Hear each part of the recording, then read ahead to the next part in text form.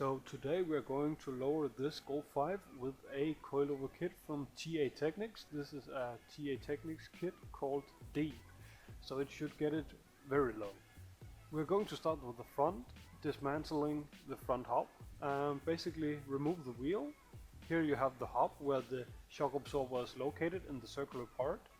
There's only one bolt holding it here, tied together, so loosen that. You'll see it here in a second, removed. In that hole the bolt is sitting. Remove that one, then you only have one more problem.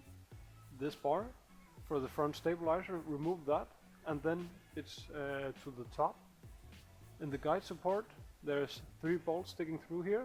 Once removed from the tower, everything should be loose. You might be needing some WD-40 to get it off, but once removed, basically put it back together as you took it off the car. So it should take you about 20 minutes per side in the front, depending on how stuck together everything is. If it's very stuck together, it might take more, but basically 20-25 minutes per side and it should be done. Now for the rear, it's actually a bit more simple and a bit easier. Of course, remove the wheel.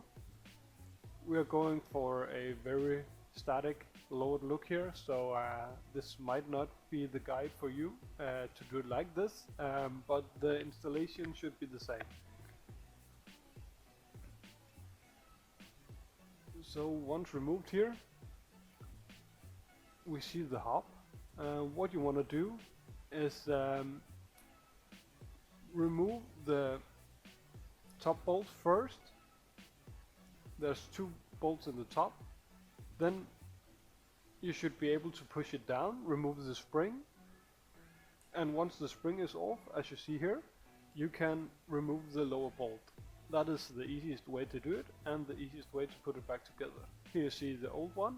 You should reuse sometimes the top mount, but it depends on, sometimes you get it in the kit or maybe you want to replace it. You can do so. Now take the parts and fit them to the car as you did before, and you might want to use a jack stand to push up the whole hub, then it would be easier to install in the top. Once done, again install the wheels, and now the tricky or the time-consuming part comes. You have to adjust it and adjust the height. We went for the static, the really lowered look. That might not be for everybody, and it might not even be possible for most of you to drive the car like this, but here in Denmark we got pretty flat streets and it's fairly possible to get around. Here it's the first side of the rear, so it won't be as lowered as you see later in the video. We did a few adjustments after this to the height of the car.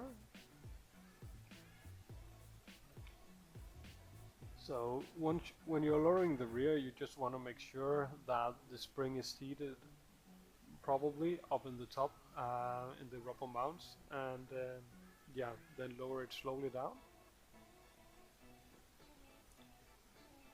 And now you've got a lowered car, but let's have a look at the finished car with every detail.